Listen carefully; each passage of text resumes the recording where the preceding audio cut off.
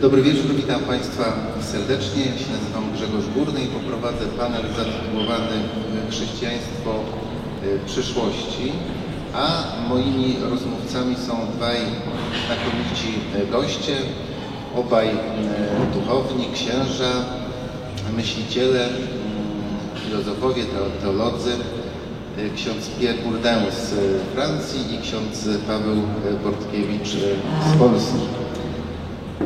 I zacząłbym od takiej dosyć oczywistej konstatacji, że żyjemy w czasach galopującej sekularyzacji, ale zaproponuję taki eksperyment myślowy, co by się musiało stać w skali globalnej, w sferze politycznej, kulturowej, cywilizacyjnej, obyczajowej, prawnej, żeby te wszystkie zmiany sekularyzacyjne się wyhamowały i żeby nasza cywilizacja powróciła ku chrześcijaństwu. Czy możemy sobie coś takiego w stanie wyobrazić? Co by się musiało konkretnie wydarzyć, żeby tak wielka metamorfoza cywilizacyjna nastąpiła? I prosiłbym o odpowiedź na to najpierw księdza Bourdin. Czy coś takiego jest do wyobrażenia i do przeprowadzenia w ogóle?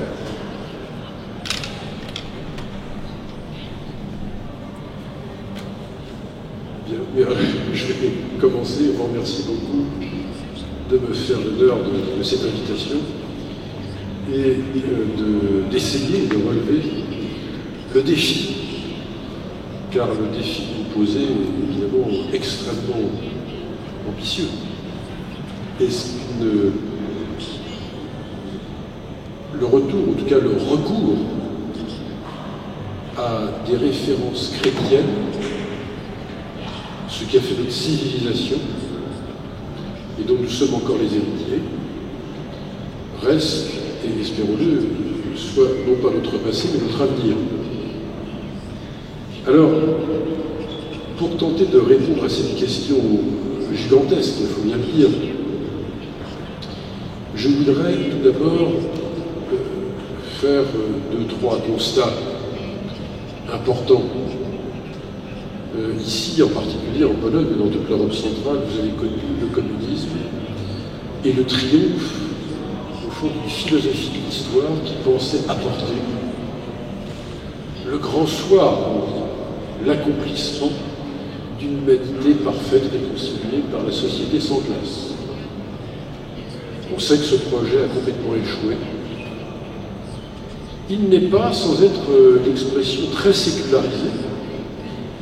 Comme le disait le poète anglais, je crois, Chesterton, une idée chrétienne devenue folle. Donc attention, quand on dit référence chrétienne, il y a des idées chrétiennes qui peuvent devenir folles. Le marxisme n'est pas né en Chine, il est né en Europe. C'est une chose qu'il faut avoir à l'esprit. Il n'est pas né au pays de Confucius, mais de la civilisation chrétienne. Et puis, il y a les démocraties de l'Ouest qui affrontaient le marxisme et le communisme. Et qui elles-mêmes étaient très assurées, par leur plan économique, etc., d'une sorte de promesse de justice sociale, de garantie par le welfare state, comme disaient les Anglais, ou l'État-providence, comme on dit en français, dans le respect des libertés, bien sûr, de réaliser une certaine forme de promesse sociale, et qui est là aussi une certaine forme d'héritage du christianisme, à la seule différence, c'est que, évidemment, c'était compatible avec les libertés publiques et dans la séparation de l'Église et de l'État.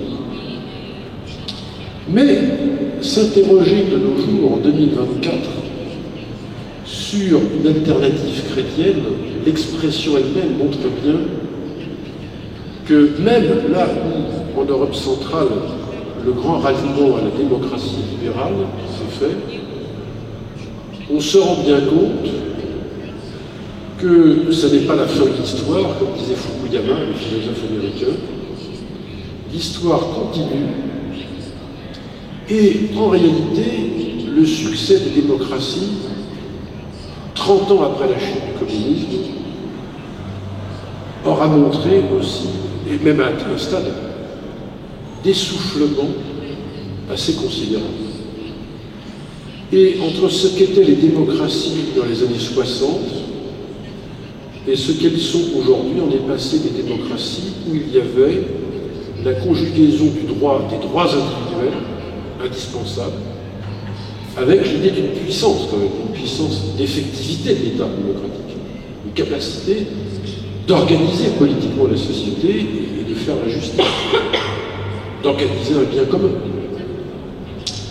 Or, aujourd'hui, cet équilibre, me semble-t-il, s'est rompu.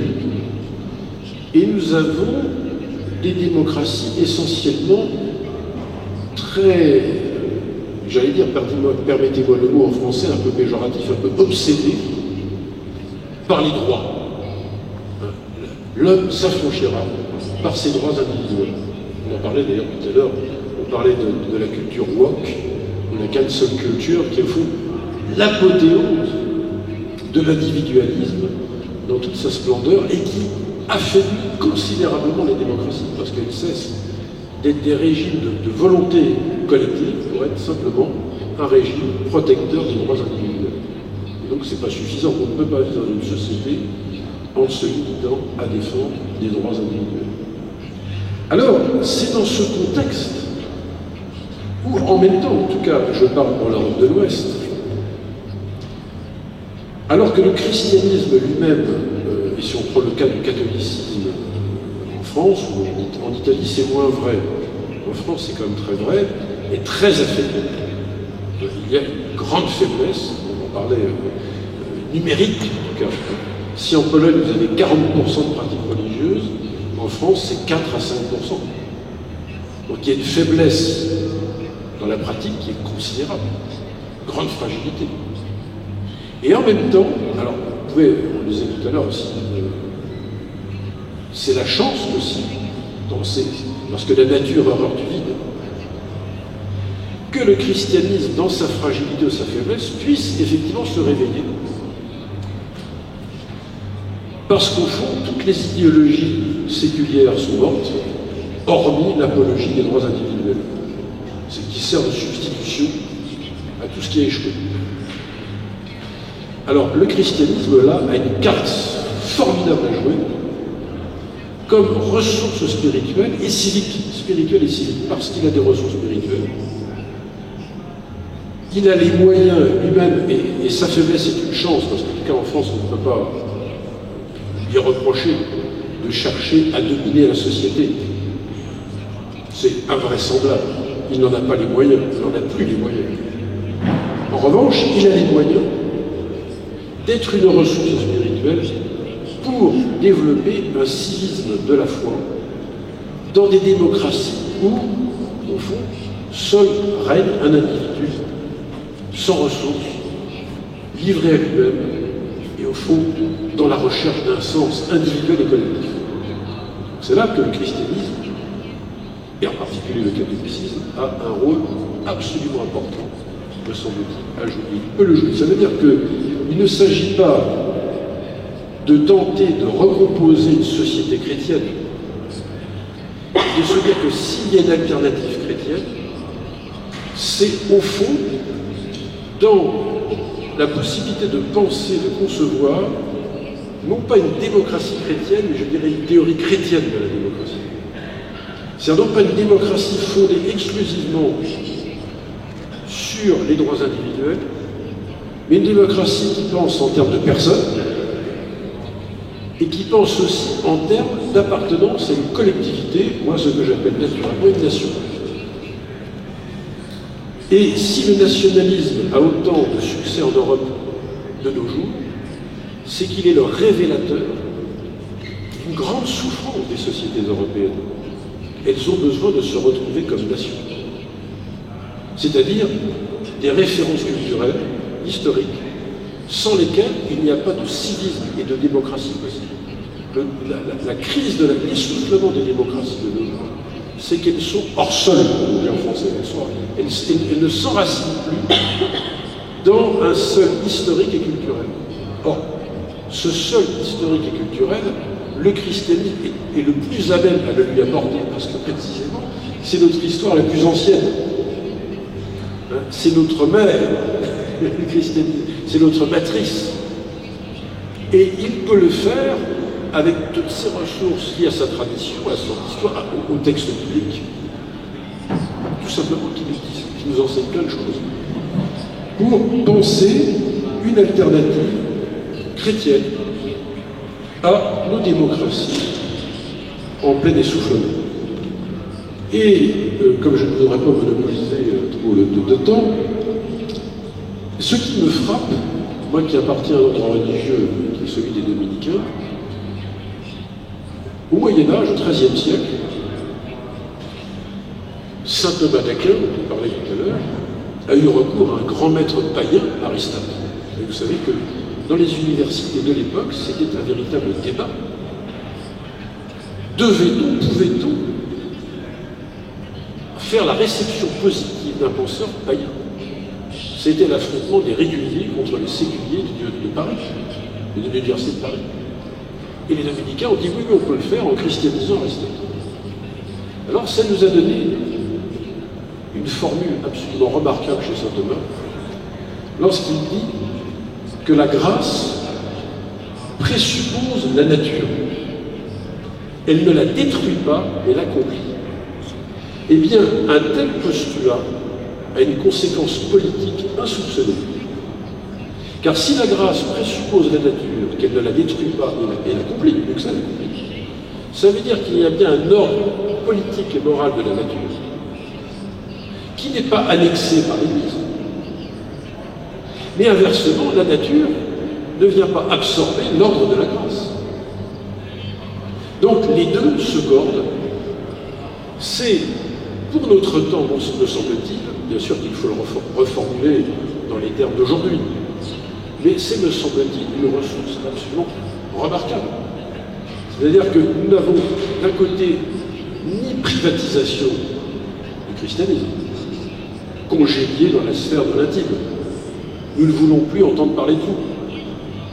Mais nous n'avons pas non plus un fondamentalisme ou une espèce de prétendue supériorité de la norme religieuse sur la norme publique, et donc un christianisme qui est parfaitement compatible avec la démocratie, sans s'y laisser absorber, mais pour lui donner justement ce qui manque à la démocratie moderne. C'est véritablement un sens, un souffle de transcendance. La démocratie souffle, au fond, de ce souffle de la transcendance. La grâce présuppose la nature, elle ne la détruit pas, mais l'accomplit. Et tout ceci, pour conclure, est de nature, à mon avis, puisque je faisais référence à Aristote, repris par Thomas d'Aquin, ce dont aussi ont besoin nos démocraties, c'est de recréer au fond des sociétés tellement fracturées, en tout cas c'est chez nous, sans doute que chez vous, c'est de l'amitié civique. Nous avons besoin d'amitié civique. Sinon, il n'y a pas de communauté politique. Et donc, la première des transcendances, c'est de se dire que nous ne sommes pas des individus. Nous sommes des personnes vivant dans une nation qui forme une communauté civique. Et c'est ce qui fait que nous pouvons construire un monde commun, sans lequel il n'y a aucun bien commun possible. Le bien commun est une chimère s'il n'y a pas un monde commun, c'est-à-dire une langue, une culture, une civilisation, une référence religieuse, etc., etc. Voilà, je crois que ce sont les grands enjeux qui se présentent à nous aujourd'hui, et l'alternative chrétienne, on l'a décidé bien sûr en 15 minutes, voilà tel que je la vois. Je vous remercie. Dziękuję bardzo. A teraz to samo pytanie do księdza profesora Pawła Bortkiewicza. Także bardzo serdecznie dziękuję za zaproszenie i możliwość uczestnictwa w tej debacie. Odpowiadając najkrócej na pytanie pana redaktora, co potrzeba, żeby to wszystko się zmieniło w tych różnych instytucjach, żebyśmy doszli do odkrycia, renowacji chrześcijaństwa, powiedziałbym najkrócej, trzeba cudu. To jest, powiedziałbym, najzwięźlejsza odpowiedź, ale jest takim przywilejem, że kiedy mówi się po znakomitym przedmówcy, to można poczynić jedynie przypisy do tego poprzedniego słowa, a ksiądz profesor Bourdain zwrócił uwagę na bardzo ciekawy punkt odniesienia, jakim jest marksizm.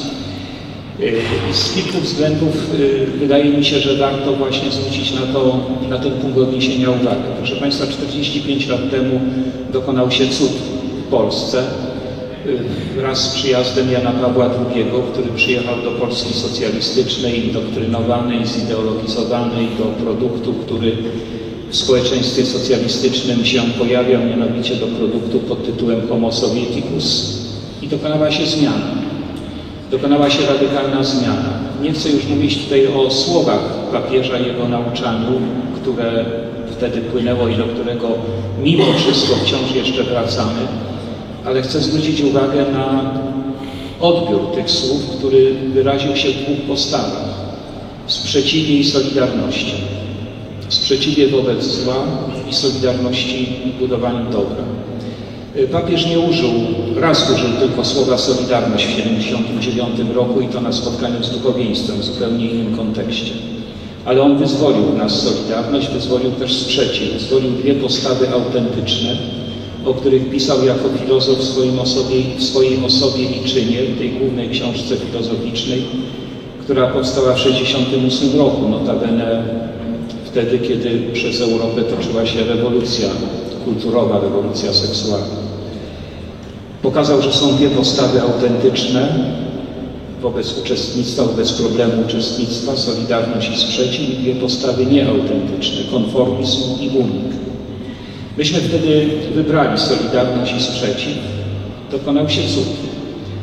Dokonał się cud, dlatego że marksizm w porównaniu z chrześcijaństwem z jednej strony ma rzeczywiście jedną, czy może kilka cech wspólnych, to znaczy ma hasłowo bardzo mocno podkreślone orędzie wyzwolenia człowieka. Ale ma dwie podstawowe różnice, które warto zaakcentować. Jedną z nich to jest to, co Jan Paweł II określił w Centesimus Annus bodajże jako główny błąd marksizmu, czyli błąd antropologiczny, właśnie błędna wizja człowieka. Człowieka, który zostaje w gruncie rzeczy wbrew hasłom marksistowskim wyalienowany, uzależniony od produktów, od rzeczywistości go otaczającej. I drugi błąd marksistowski to jest pragmatyczna koncepcja prawdy. Prawda ma być tworzona mocą rewolucji, mocą procesów rewolucyjnych. Krótko mówiąc, kłamcie, kłamcie, kłamcie, zawsze coś z tego zostanie, prawda? To jest tworzenie prawdy mocą pragmatyczną. Chrześcijaństwo mówi o prawdzie jako rzeczywistości odkrywanej rzeczywistości. Chrześcijaństwo akcentuje rolę rozumu wspartego wiarą, oświeconego wiarą. No tutaj geniusz świętego Tomasza po prostu musi zostać przywołany jako tego, który ustawił nam niezwykle precyzyjnie rolę rozumu i wiary. Dlaczego to jest ważne? Bo dzisiaj weszliśmy w różne mutacje neomarksizmu, które popełniają te same dwa błędy. A może nie błędy, ale po prostu świadome, celowe działania. Błędu antropologicznego. Tak jak w klasycznym marksizmie człowiek był produktem stosunków społeczno-ekonomicznych, dzisiaj jest produktem stosunków społeczno-kulturowych. Prawda? No, stąd mamy klasyczna teza ideologii gender.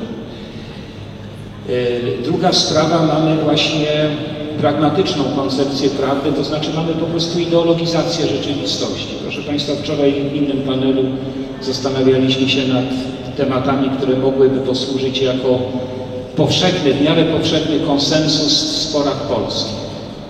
No nie ma takiego tematu, bo wszystkie zostały zideologizowane. Wszystkie zostały zideologizowane. Od klimatu poczynając, czy na klimacie kończąc, a zaczynając może na temacie podstawowym, jakim jest tożsamość człowieka i pojęcie człowieka. I w tym, dlaczego o tym mówię? Dlatego, że chrześcijaństwo niezmiennie ma te dwa podstawowe orędzia. Orędzie o godności człowieka, jego wielkości, jego pięknie, jego przeznaczeniu i ma wielką pochwałę prawdy i rozumu ludzkiego w związku z tym.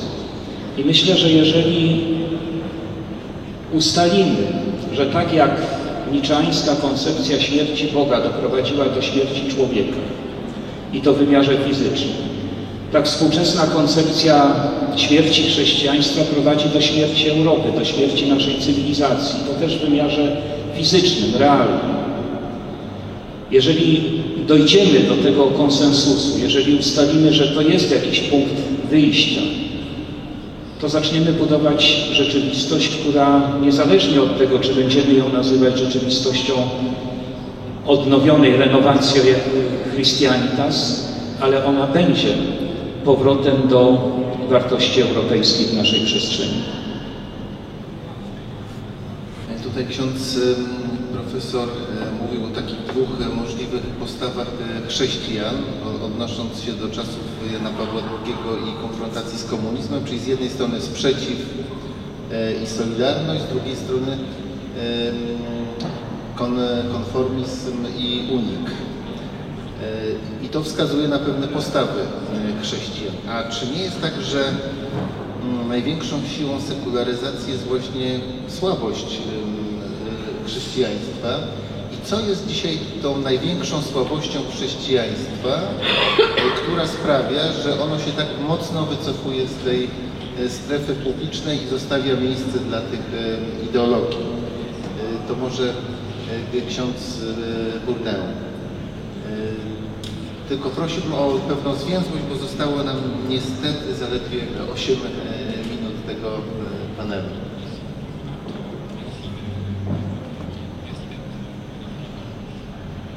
Alors pourquoi le christianisme recule toujours?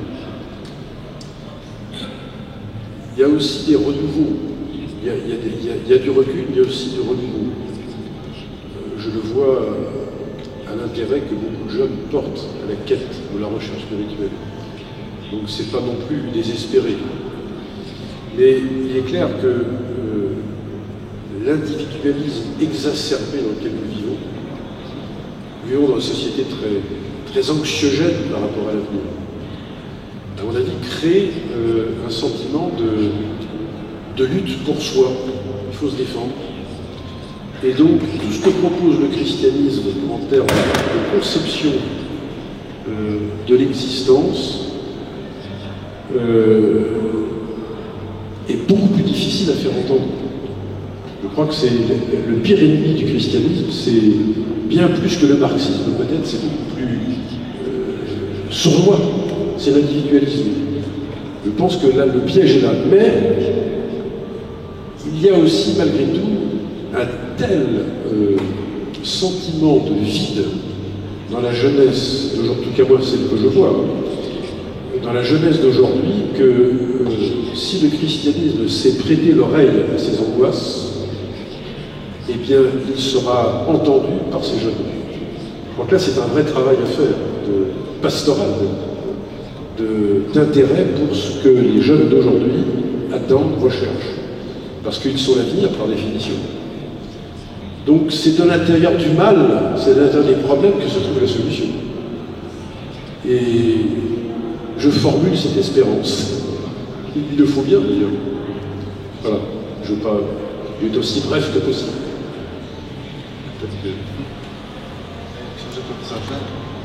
Rolą chrześcijaństwa pozostaje głoszenie Chrystusa jako Zbawiciela człowieka i myślę, że jednym z aspektów sprawy, na które dzisiaj musimy zwracać uwagę w tej postawie uległości chrześcijaństwa wobec przyjmowaniu właśnie pewnego konformizmu, jest to, że my się zaczęliśmy zajmować bardziej problemami ekologicznymi, problemami społecznymi. Zapominamy natomiast o tym, co jest sercem chrześcijaństwa. Przepowiadanie Jezusa Chrystusa, który jest odkupicielem człowieka, ale który też ukazuje nam prawdę o człowieku, właśnie prawdę o człowieku w jego wymiarze jednostkowym, ale i wspólnotowym, bo przecież Chrystus jest tym, który jest założycielem Kościoła, już tutaj mówiąc najkrócej i najzwięźlej. Dlatego sądzę, że niezmiennie siłą chrześcijaństwa jest powrót do jego korzeni, do przepowiadania Chrystusa, Zbawiciela, oczywiście przy pomocy współczesnych środków, przy uwzględnieniu współczesnej kultury, ale niemniej jednak z tym właśnie rdzeniem. Jest tutaj na sali wiele osób, które myśli o pogłębieniu swojej wiary, takiej chrześcijańskiej orientacji w tym świecie. I gdybyście chcieli zarekomendować jakąś książkę, jakiegoś myśliciela, może apologety, pisarza chrześcijańskiego, który mógłby nam otworzyć oczy na tą dzisiejszą duchową rzeczywistość, to kogo byście polecili? Jakie dzieło? Ksiądz profesor Bourdain.